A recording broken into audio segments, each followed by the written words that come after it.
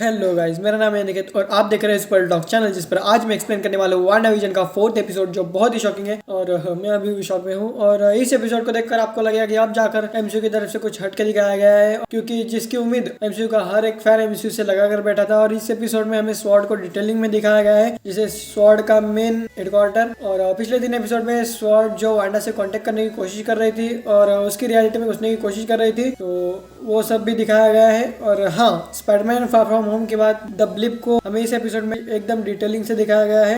The blip मतलब वही जो प्रोफेसर हल्क ने रिवर्स स्नैप की थी और सब लोग वापस आ गए थे, जो थैनोस के स्नैप का शिकार हुए थे। अगर आपने मेरी पिछली वीडियो भी देखी होगी तो एपिसोड 3 में मैंने बताया था कि लास्ट के कुछ सीन में हमें वांडा की रियलिटी दिखाई गई है। तो अब बिना किसी देरी के चलिए वीडियो की तरफ बढ़ते हैं।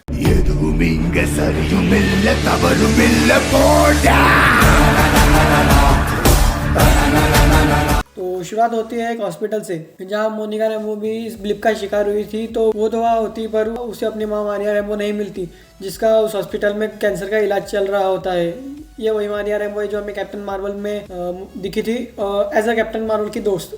तो हमें दिखाया गया है कि रिवर्स स्नैप के बाद सब तरफ हलचल मची हुई है और लोग इधर उधर भाग रहे हैं। और मोनिका रेम्बो भी अपनी माँ को ढूंढती है, फिर उसे उसके पहचान की एक डॉक्टर मिलती है और वो उसे पूछते हैं कि मेरी माँ का है, जिस पर वो डॉक्टर उसे बताती है कि तुम्हारी माँ 3 साल पहले ही चल बसी है। जिस पर मोनिका शुरू पे तो भरोसा नहीं करती, पर बाद में उसे सब कुछ समझ आ जाता है। और फिर हमें स्वॉर्ड का हेडक्वार्टर दिखाया जाता है, जिसका फुल फॉर्म हमें इस एपिसोड में बताया गया है कि sentient weapon observation response division है, जो स्पेस और धरती दोनों पर नजर रखती है और जिनके अलग अलग मिशंस होते हैं। इसकी शुरुआत मोनिका रेम्बो की माँ मारिया रेम्बो ने ही की थी। तो मोनिका रेम्बो हेडक्वार्टर में जाती है और अपना आईडी कार्ड यूज करती है, पर वो 5 साल पुराना होता है तो इसलिए काम नहीं करता। उसके बारे में वो काउंटर पर बात करती है, पर वहाँ उसे स्वॉर्ड के डायरेक्टर टेलर हावर्ड मिलते हैं, जैसे शील्ड के निक फ्यूरी थे।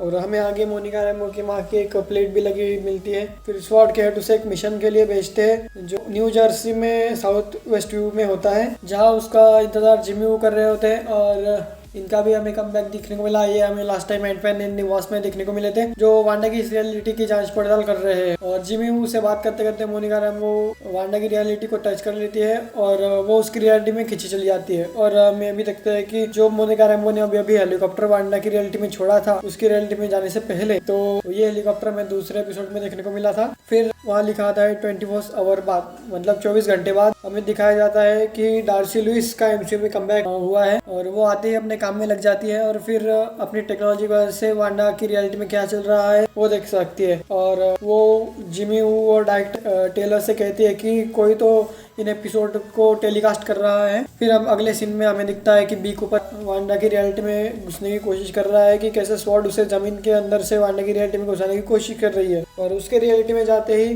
वो रस्सी टूट जाती है और उसका ड्रेस एकदम 60s के एरा की तरह हो जाता है, मतलब वांडा की रियलिटी से मैच हो जाता है। तो यह वही दूसरे एपिसोड का लास्ट सीन होता है। और दूसरी तरफ बी कूपर को भेजकर जिमी वू और डायरेक्टर टेलर हावर्ड अंदर आते हैं और उस सिटकॉम्स को देखने लगते हैं। और देखते देखते डार्सी लुइस बताती है कि जहाँ तक मुझे पता है विजन मर चुका है। तो डायरेक्टर उसे बताते हैं कि ये क्या चल रहा है। तो जिमी वू कहते हैं कि ये सिटकॉम्स है जो 2 एवेंजर्स प्ले कर रहे हैं, और फिर वहाँ से सब चले जाते हैं। हमें एपिसोड 1 का लास्ट सीन देखने को मिलता है, मतलब जो हाथ था एपिसोड 1 के लास्ट सीन में वो डार्सी लुइस का ही था, जो दोनों पर नजर रख रही थी। और फिर जिमी वू और डार्सी लुइस बाकी कुछ लोगों के साथ रिसर्च करना शुरू कर देते हैं। इस बार हमें पता चलता है कि वांडा की रियलिटी हेक्सागोन शेप में है, मतलब जो उसका टाउन है वो हेक्सागोन शेप में है। पर यह अभी भी मिस्ट्री बना हुआ है, क्योंकि अभी भी हेक्सागोन पता नहीं। और आगे हमें जिमी वू बहुत से क्वेश्चंस लिखते हुए देखने को मिलते हैं। आई होप ये हेक्सागोन में मिस्ट्री आगे सुलझेगी। और वो मिलकर एक मिसिंग लोगों को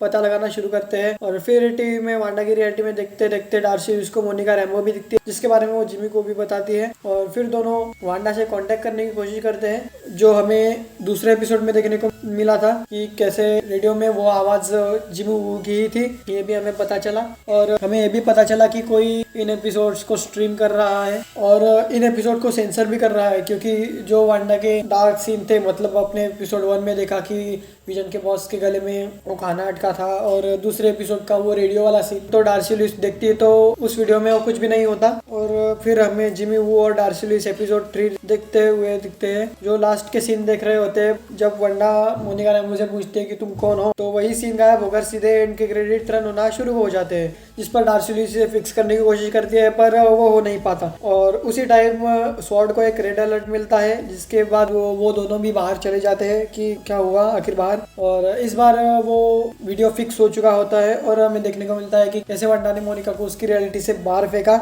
मुझे लगा कि एपिसोड 3 में सीन डिलीट हो चुका है, पर ये एपिसोड 4 में हमें फुल सीन देखने को मिला। फिर हमें एक अनएक्सपेक्टेड सीन देखने को मिला। दरअसल ये सीन एपिसोड 3 का ही था और उसे सेंसर कर दिया गया था। वांडा मोनिका रैम्बो को उसकी रियलिटी से बाहर फेंकने के बाद सब कुछ पहले जैसा कर देती है। फिर विजन घर के अंदर आता है और बताता है कि वांडा जेराल्डीन कहाँ गई, जिस पर वांडा उसकी तरफ देखती है तो उसे विजन की वही डेड बॉडी दिखती है जो कि हमें इन्फिनिटी वॉर में देखने को मिली थी। इससे साफ साफ क्लियर हो जाता है कि जो भी अब तक हुआ वो सिर्फ वांडा विजन की डेड बॉडी के साथ चल रही थी। और मेरे हिसाब से ये हो सकता है कि वांडा ने किसी की मदद से रियलिटी को तैयार किया होगा, फिर अवेंजर्स हेडक्वार्टर में से विजन की डेड बॉडी को उठाया होगा और उसे लेकर अपनी रियलिटी में जिंदा करके लाई होगी। और फिर से आए एपिसोड की तरफ तो विजन वांडा से कहता है कि हम यहाँ से कहीं दूसरी ओर शिफ्ट होते हैं, तो वांडा कहती है कि हमें कहीं जाने की जरूरत नहीं, सब कुछ अंडर कंट्रोल है। दूसरी तरफ जिमी और डार्सी लुइस मोनिका रैम्बो को देखने आते हैं, तो मोनिका कहती है कि ये सब वांडा कर रही है। और फिर एपिसोड के एंड में हमें ये दिखाया जाता है कि विजन को भी अब थोड़ा थोड़ा शक होने लगा है। फिर वांडा विजन टीवी देखने लगते हैं और यही एपिसोड खत्म हो जाता है। अब एक्साइटमेंट लेवल और भी बढ़ गया है और आगे बहुत मजा आएगा, तो स्टे ट्यून्ड।